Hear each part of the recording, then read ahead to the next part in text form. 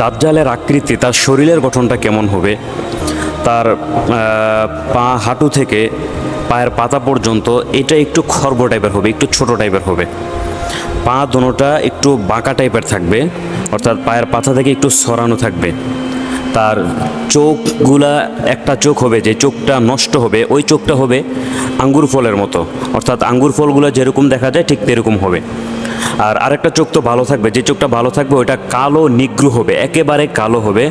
আর তার চুলগুলা হবে কোঁকড়ানো, অনেক বেশি পশম হবে তার শরীরে। চুলের যে গঠনগুলা কোঁকড়ানো হবে এবং তার মাথার যে চুলগুলা অনেক বেশি হবে। এই হচ্ছে দাজ্জাল, দেখতে তার অবস্থাটা এরকম হবে। তো এই দাজ্জাল হচ্ছে নবী করিম সাল্লাল্লাহু আলাইহি ওয়াসাল্লাম তার উম্মতের জন্য সবচাইতে বড় ফিতনা হচ্ছে দাজ্জাল। হযরতে আদম আলাইহিস সালাতু ওয়াসসালাম থেকে শুরু করে বিশ্বনবী সাল্লাল্লাহু আলাইহি ওয়াসাল্লাম যত নবী রাসূল মাঝখানে এসেছেন সবাই দাজ্জাল সম্পর্কে তার উম্মতদেরকে আগাম সতর্কবার্তা শুনিয়েছেন যে শেষ নবীর উম্মতের সময় এরকম একজন দাজ্জাল নামক একজন ফিতনা হবে, যে ফিতনার মধ্যে মানুষ অনেক বেশি মানুষ আল্লাহর কাছ থেকে দূরে চলে যাবে। তো দাজ্জালের কপালের মধ্যে কাফ ফা র অর্থাৎ কাফের শব্দটা লেখা থাকবে, এটা সবাই দেখতে পারবে। তবে ঈমান নিয়ে ব্যক্তি বাঁচাটা এটা ব্যক্তির আমলের উপর নির্ভর করবে।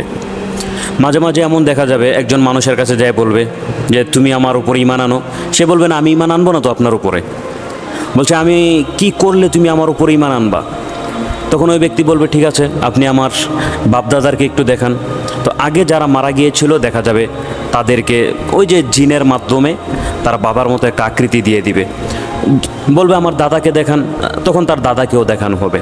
এমন করে করে যদি তার পূর্বপুরুষ 100 জন জেনারেশনের কথাও যদি বলা হয়, দাজ্জাল সেই 100 জন তার পূর্বপুরুষ যারা ছিল তাদের প্রত্যেকের আকৃতিগুলি বাহির করে দিতে পারবে। তখন একটা সময় মানুষ বিশ্বাস থাকার পরেও তার কাছ থেকে এই অবস্থাগুলি দেখার পরে ব্যক্তিটা বেঈমান হয়ে যাবে, ঈমানহারা হয়ে যাবে। বস্তুত তার হাতের মধ্যে জান্নাত থাকবে এবং জাহান্নাম থাকবে।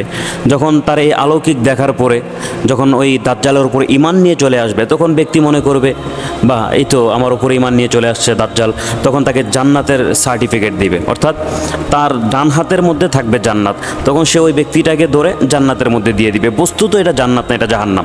দাজ্জাল যেটাকে জান্নাত বলবে ওটাই হবে জাহান্নাম। আবার কিছু মানুষের কাছে দাজ্জাল যায় বলবে যে তুমি আমার উপর ঈমান আনো, এরকম করে অনেক বোঝানোর চেষ্টা করবে, কিন্তু তাদেরকে বোঝাতে পারবে না, কারণ তারা আল্লাহর উপর ঈমান এনেছে। তাদেরকে তাদের পূর্ববর্তী 100 জন জেনারেশন দেখানো হবে, আরও বিভিন্ন রকমের অলৌকিক ঘটনা দেখানো হবে, এবং পিছনে কি হয়েছে সামনে কি হয়েছে মাঝে মাঝে এমনও হবে, এমন কিছু ঘটনাও বলবে যে ঘটনাটা শুধুমাত্র আমি জানি আর কেউই জানে না। তখন দাজ্জাল সেই গোপন ঘটনাগুলোও বলে দিবে। আল্লাহ তাআলা তাকে এমন এলেম দান করেছেন, ইলমুল আউয়ালিন ওয়াল আখিরিন, অর্থাৎ পূর্বের যত জ্ঞান এবং ভবিষ্যতের যত জ্ঞান সব কিছু সে বলে দিতে পারবে। সে এমন ঘটনা বলার পরে অনেক মানুষ বিবেচিত হয়ে যাবে, মানুষ অবাক হয়ে যাবে, এটা কি করে বলতে পারে। তো দুর্বল ঈমান যারা আছে তারা তো ওই দাজ্জালের উপরে ঈমান এনেই ফেলবে, তারা জাহান্নামের মধ্যে চলে যাবে।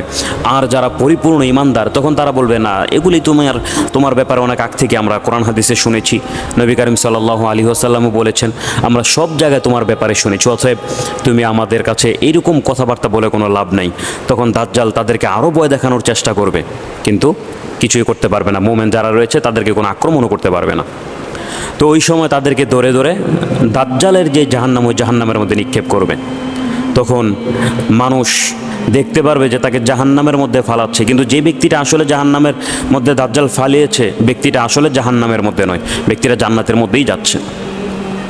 তো এই হচ্ছে জান্নাতের, দাজ্জালের এক হাতে জান্নাত থাকবে আর এক হাতে জাহান্নাম থাকবে। তো এগুলি থেকে আমাদের বাঁচাই উপায় হচ্ছে আল্লাহর কাছে দোয়া করা। এখন আমাদের প্রশ্ন হতে পারে যে আল্লাহ তাআলা দাজ্জালকে কেন এত এলেম দান করেছেন? এই এলেম এত বেশি দান করার পিছনে কারণ হচ্ছে ব্যক্তিরা যেন অতি সহজে আল্লাহর জান্নাতে যেতে পারে। দাজ্জাল ফিতনার সামনে যারা হবে মোকাবেলা করে শুধুমাত্র অল্প সময় যদি রবের ওপর ঈমানটা পরিপূর্ণ থাকে, ব্যক্তিটা সাথে সাথে জান্নাতের মধ্যে চলে যাবে। অর্থাৎ দাজ্জালের ফিতনার মধ্যে যারা আল্লাহর ওপর ঈমান রাখতে পারবে, সময়টা যদিও একেবারে অল্প হয়, ওই যে দাজ্জালের এলেম বেশি বাড়ায় দেওয়ার কারণে ব্যক্তিদের ইমানি পরীক্ষা অনেক বেশি হয়ে যায়, অল্প সময় আল্লাহ তাআলা তাদেরকে অতি তাড়াতাড়ি জান্নাতের মধ্যে পাঠিয়ে দিবেন। এই কারণে দাজ্জালের ফিতনা দেওয়া হয়েছে। এই দাজ্জালের ফিতনাগুলি কেমন হয়? আমাদের সামাজিক যত ফিতনা আছে বেশিরভাগ দাজ্জালি ফিতনাই। এর মধ্যে দেখেন বর্তমান গোটা বিশ্বের মধ্যে আপনি তাকান, দাজ্জাল পৃথিবীর মধ্যে এসে 40 দিন রাজত্ব করবে।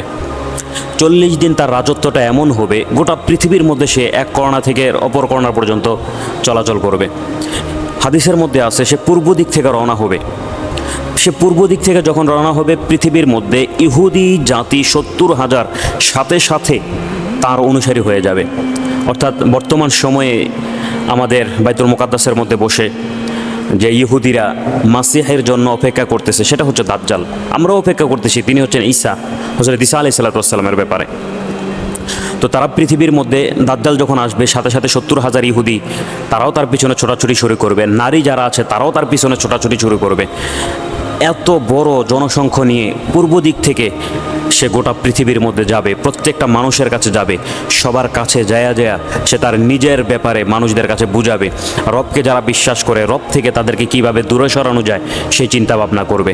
এর মধ্যে আগে সর্বপ্রথম সে নফল, সুন্নত, এরপরে হচ্ছে ওয়াজিব, তারপর হচ্ছে ফরজ, অর্থাৎ নিচের দিক থেকে সে মানুষদেরকে ফিতনা দিবে। বর্তমান সময় তাকায়া দেখেন, আমরা নফল নামাজ এবং নফল ইবাদত নিয়ে আমাদের মাঝে কত মতানৈক্য দেখা যায়। বিজ্ঞ আলেমের মাঝখানে মতানৈক্য দেখা যায়। সুন্নত, যে এটা সুন্নত কিনা, আসলে এটা নফল হবে না সুন্নত হবে না গুনাহ হবে, এগুলা নিয়ে আমাদের ভিতরে মতানৈক্য রয়েছে। যেমন তারাবি নামাজটা দেখেন, আমরা 20 রাকাত পড়বো না, 8 রাকাত পড়বো না, 12 রাকাত পড়বো, এই যে একটা মতানৈক্য। এগুলি ফিতনা, দাজ্জালি ফিতনার আবির্ভাব হওয়ার আগের পূর্ণ সময়গুলি। বিশেষ করে আপনাদেরকে একটা উদাহরণ দিয়ে বুঝাই। প্রধান বক্তা কখন আলোচনা করে, সর্বশেষ তার আগে বিশেষ বক্তা যিনি থাকে তিনি পরিবেশটা, মাঠের পরিবেশটা গুছায় আনেন। ঠিক দাজ্জাল পৃথিবীতে আসার আগেই তার অনুসারী যারা, তারা পৃথিবীটাকে গুছাবে। হ্যাঁ, আপনি বলতে পারেন যে এগুলো তো আলেম ওলামাদের মাঝখানে মতানৈক্য। সব আলেমরাই যে রবের পক্ষে এরকম নয়, সব আলেমরাই যে ইমানদার এরকম নয়। আলেমদের মাঝেই নিজে কোন সময় কাফের হয়ে গিয়েছে, নিজে কতক্ষণ কত মাসলা মাসাইল দাজ্জালি ফিতনার মানুষদের কাছে বলতেছে, অনেক আলেম নিজেও জানে না কেন করতেছে, তাও জানে না, যাচাইও করে না, বাছাইও করে না। তো ঠিক এই যে সুন্নত নিয়ে ফিতনা তৈরি হওয়া, দাজ্জালি ফিতনা সামনে আছে। এর আগে যে দাজ্জাল পৃথিবীর মধ্যে আসবে, তার কাজ করার জন্য ওই রকমের মাঠ তৈরি করে দেওয়াটা বর্তমান সময় শুরু হয়ে গিয়েছে। এরপরে দেখেন ওয়াজিবের বিষয় নিয়ে, বিতিল নামাজ, এটা তো ওয়াজিব, 3 রাকাত পড়বো না 1 রাকাত পড়বো। এই যে এই ফিতনাগুলি কিভাবে হলো? অথচ নবী করিম সাল্লাল্লাহু আলাইহি ওয়াসাল্লামের কাছ থেকে সুন্নত স্পষ্ট, ওয়াজিব স্পষ্ট, ফরজ স্পষ্ট, নফল স্পষ্ট, সবগুলো স্পষ্ট থাকার পরে আজকে আমরা 1500 বছর পরে এসে কেন আমাদের মাঝখানে এই সমস্ত বিষয়গুলি নিয়ে ফিতনা তৈরি হলো? তার মানে আমাদের মাঝখানে আলেমদেরকে হয়তো টাকা পয়সা দিয়ে কিনা হয়েছে, হয়তো নিজের লোভ লালসার কারণে আত্মমর্যাদা দেখেছে, সম্মান দেখেছে, উঁচু উঁচু চেয়ার দেখেছে, নিজেকে বিক্রি করে দিয়েছে। মানুষ তাদের উপর বিশ্বাস ছিল, মানুষ তো আর জানতো না সে কোথায় বিক্রি হয়েছে, তখন তার কথা শুনে তার অনুসারী হয়ে গিয়েছে। এরপরে আপনি দেখেন আরও ভবিষ্যতের দিকে তাকান। এখন যদি এই অবস্থা হয়, আজ থেকে 20 বছর 30 বছর পরে পৃথিবীর অবস্থাটা কী হবে? দাজ্জাল পৃথিবীর মধ্যে এখনই আছে। নবী করিম সাল্লাল্লাহু আলাইহি ওয়াসাল্লামের কাছ থেকে হাদিস, হযরতে তামিম দারি রাদিয়াল্লাহু তাআলা আনহু একদিন বিশ্বনবীর কাছে এসে বললেন, ইয়া রাসূলুল্লাহ, 30 জন অথবা 40 জন আমাদের একটা সংখ্যক লোক নিয়ে আমরা নৌকা দিয়ে জার্নি করতেছিলাম। তো এমন সময় প্রবল ঝড় হওয়ার কারণে, বৃষ্টির কারণে আমাদের নৌকা একদিকে চলে গেল, আমরা দিক হারায় ফেললাম। তো হঠাৎ করে দেখলাম নদীর মাঝখানে, সাগরের মাঝখানে একটা দ্বীপ, আমরা ওই দ্বীপের কাছে গেলাম। যাওয়ার পরে আমরা কিছু মানুষ, কিছু প্রাণীকে দেখতে পেলাম যাদের গোটা শরীরের মধ্যে পশম, তাদের সামনে কোনটা পিছন কোনটা এটা বোঝাটা অনেক কঠিন। তখন তারা বলল বিশ্বনবীর কাছে, যে তারা আমাকে ডাক দিয়ে বলল যে আপনি ভিতরে আসেন, একজন কথা বলবে। তো আমরা ভিতরে গেলাম। ভিতরে যাওয়ার পরে একটা লোককে দেখলাম যে তার হাত 2টা কাঁধের ওপর দিয়ে এরকমভাবে বাঁধা, পা 2টা শিকল দিয়ে বাঁধা। তখন সে প্রশ্ন করলো, কয়েকটা প্রশ্ন করলো যে তোমরা কোথায় থেকে এসেছো? আমরা বললাম মক্কা থেকে এসেছি। তখন বলল যে তোমাদের কাছে কি একজন মানুষ মুহাম্মদ আগমন করেছে? তখন আমরা বললাম হ্যাঁ এসেছে। তখন ওই দাজ্জাল, ওই ব্যক্তিটাই আবার বলল যে তিনি কি সবসময় বিজয় লাভ করেন? একবার তিনি বিজয় লাভ করবেন, আরেকবার তিনি পরাজিত হবেন, বিষয়টা কি এরকম? তখন আমরা বললাম হ্যাঁ, বিষয়টা এরকম। তখন নবী করিম সাল্লাল্লাহু আলাইহি ওয়াসাল্লামের কাছে এতটুকু বলার পরে ওই সাহাবী আরও বললেন, জি ইয়া রাসূলুল্লাহ, তারা আমাদেরকে কয়েকটা আরও বেশি প্রশ্ন করেছে, যে একটা জায়গার নাম বলে আমাদেরকে জিজ্ঞাসা করেছিল যে ওই জায়গার মধ্যে এখনও খেজুর আছে কিনা। আমরা বললাম হ্যাঁ, খেজুর ওই জায়গার মধ্যে আছে। তখন সে বলল অতি তাড়াতাড়ি সেখান থেকে খেজুর শেষ হয়ে যাবে। আরেকটা জায়গার কথা বলল যে ওই জায়গার মধ্যে এখনও পানি আছে কিনা। আমরা বললাম আছে। বললো যে অতি তাড়াতাড়ি শেষ হয়ে যাবে। এরকম অনেকগুলি কথা বলার পরে আমরা জিজ্ঞেস করলাম যে আপনি কে? তখন তিনি বললেন যে আমার পরিচয় তোমরা অনেক আগ থেকেই শুনেছ। তারপর আমি বলি আমি হচ্ছি দাজ্জাল, আমার ব্যাপারে তোমরা সবাই জানো, অতি তাড়াতাড়ি আমার আগমন হবে। এই যে দাজ্জাল পৃথিবীর মধ্যে এখনই আছে, নবী করিম সাল্লাল্লাহু আলাইহি ওয়াসাল্লাম এটা শোনার পরে বললেন হ্যাঁ, তুমি যার সাথে কথা বলেছো এটাই দাজ্জাল, অর্থাৎ কিয়ামতের আগে এই দাজ্জাল পৃথিবীর মধ্যে আসবে। দাজ্জালের আরও কয়েকটা কাহিনী আছে, শক্তি আছে।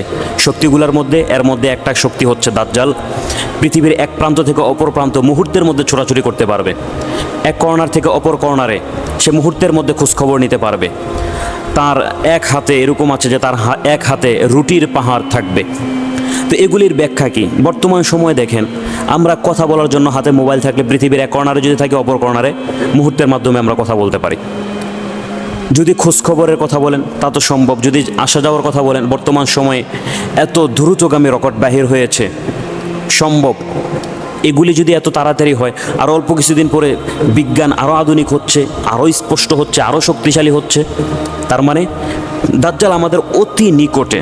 হাতের মধ্যে রুটি, এটার ব্যাখ্যা অনেক মানুষ আলেম এভাবেই করেছেন যে হাতের মধ্যে রুটি থাকার ব্যাখ্যা মানে হচ্ছে দাজ্জাল গোটা পৃথিবীর মধ্যে খাবার নিয়ন্ত্রণ করবে। বর্তমান সময়ে দেখেন, বর্তমান সময়ে যে শক্তিশালী প্রভাবশালী দেশগুলি রয়েছে, তারা যদি আমাদেরকে খাবার বন্ধ করে দিতে চায়, দেশের মানুষ অনেকটা অনাহারে থাকে, অনেকটা কষ্টের মধ্যে থাকে। যদিও রিজিক আল্লাহর হাতে, এটা সম্ভব না বন্ধ করাটা, তারপরেও ওই যে সিস্টেম পদ্ধতি ফেতনা, আল্লাহ তাআলা বান্দাদের কাছ থেকে পরীক্ষা নেবেন। এই পরীক্ষাটা ফেতনার মাধ্যমে দাজ্জালের কাছ থেকেই নেবেন।